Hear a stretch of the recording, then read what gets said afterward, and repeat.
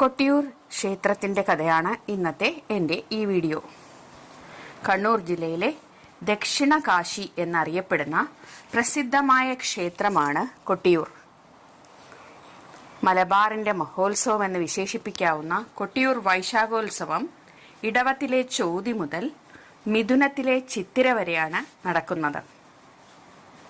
കൊട്ടിയൂരിൽ പുണ്യനദിയായ ബാവലിപ്പുഴയുടെ അക്കരയും ഇക്കരയുമായാണ് ക്ഷേത്രം സ്ഥിതി ചെയ്യുന്നത്. പുഴയുടെ തെക്ക് ഭാഗത്തുള്ള ഇക്കരെ കൊട്ടിയൂരിൽ സ്ഥിരം ക്ഷേത്രമുണ്ട്. വടക്കു ഭാഗത്തുള്ള അക്കരെ കൊട്ടിയൂരിൽ വൈശാഖ ഉത്സവകാലത്തേക്ക് മാത്രമായി ക്ഷേത്രം കെട്ടിയുണ്ടാക്കും. ഉത്സവ സമയത്ത് ഇക്കരെ കൊട്ടിയൂരിൽ പൂജകൾ ഉണ്ടാവില്ല. അക്കരെ കൊട്ടിയൂരിലാണ് മൂലക്ഷേത്രം.